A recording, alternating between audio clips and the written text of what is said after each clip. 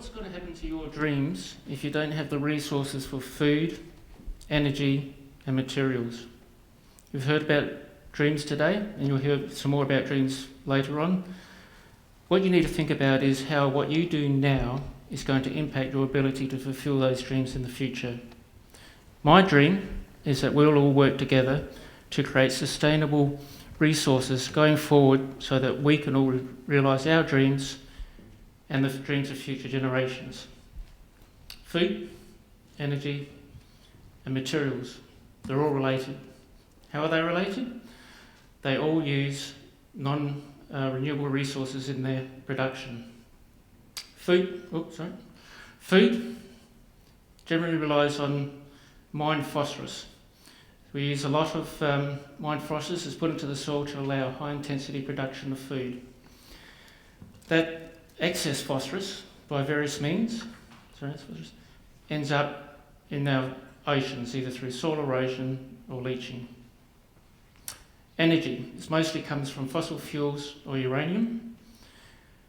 The link between food and energy is intimate. To produce high density food production, you need energy. There's a lot of energy goes into the production phase, and then there's more energy needed to take it from where it's produced to where it's consumed in the markets. The energy is also required for the materials. So most of the materials that you know and use are very energy intensive, and some of them use a lot of fossil fuels in their actual source. So they're in your cars, they're in your wardrobe, and they're in your house. So the plastics, the various forms that we all use, all come from fossil fuel. Nearly all come from fossil fuel. The good news is renewable energy has been with us for a while now. You'll all know about solar cells that convert light to electricity, wind turbines that would generate more electricity from wind, and there's also wave generators that generate electricity from waves. Now these are all forms of generating electricity. Currently, the world's energy consumption, less than 20% of the end user power consumption is electricity. The rest is almost all liquid fuels. So there's more good news. We have liquid fuels that have been with us for a little while, renewable liquid fuels. There's ethanol from forestry residual and agriculture residual. There's biodiesel from plant and seed oils. You can also make biodiesel from animal fats, which are a byproduct of the meat industry. And these are all great. They're wonderful industries and we need all of them. Unfortunately, they're not enough to meet our projected requirement for liquid fuels and base material for synthetic materials going forward. We do potentially have a solution. Something else I want to talk to you about. We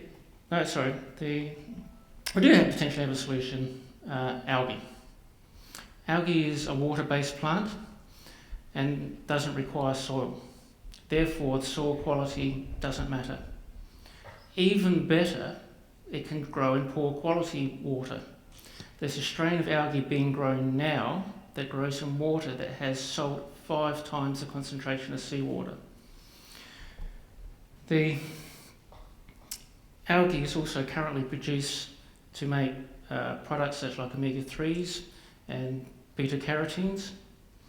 Algae can produce proteins, carbohydrates and lipids that are all used and can be put into the food chain, either directly or indirectly. They also can make some very complex compounds. There's a particular compound that's required to enable vaccination of a particular tropical disease.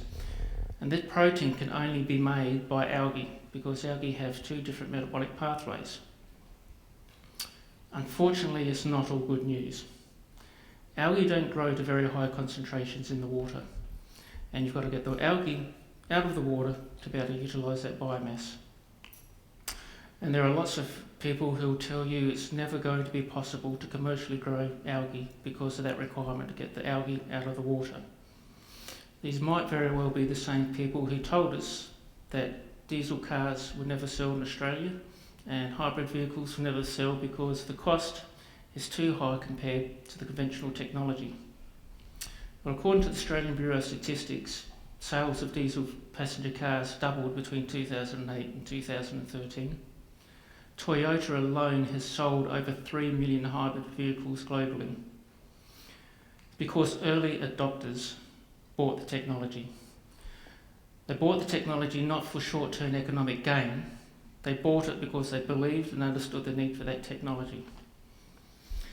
The people who will tell you that it's not economic and it's never going to be viable to grow algae on large scale will refer to studies that have been done, and some of them very recently published, that say it's not possible.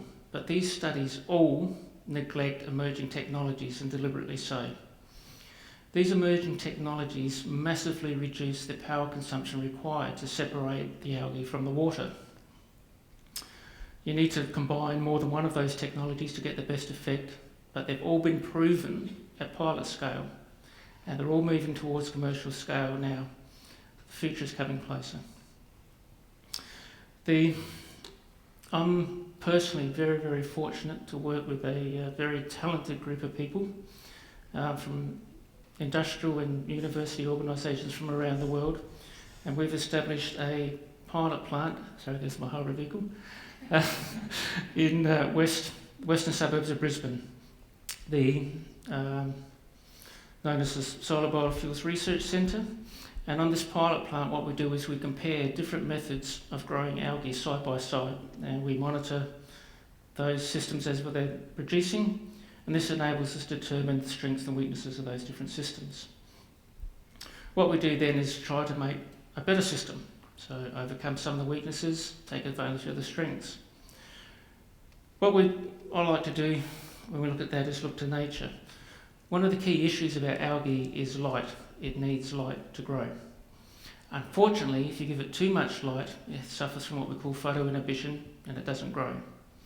If you don't have enough light, there's not enough energy for it to grow, it doesn't grow then either. So we need the right amount of light.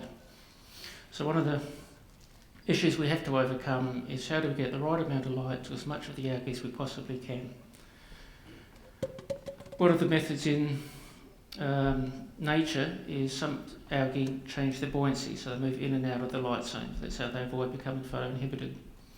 Lots of researchers have tried to do that on high density, intense growth systems, but it uses too much energy. It's not likely to be feasible long term. So what I've done is I've turned to other industries. Who else deals with light and has to distribute light evenly? So we've developed a prototype which goes onto the pilot plant in the next couple of weeks, where I've used technology from LED screens and LED TVs. They do a similar thing. For us to know which techniques do we move on, which systems do we discard, we've developed computer models. One of those models allows us to cost, how much is it going to cost to go to a full-scale system of an algae plant. We then take the results of that and feed it into an economic model which was built by one of our other partners, and that tells us what the long-term economic viability of those systems are. And we use that to decide. And what that modelling is telling us is we must get to mass production of the components required to grow algae at very large scale.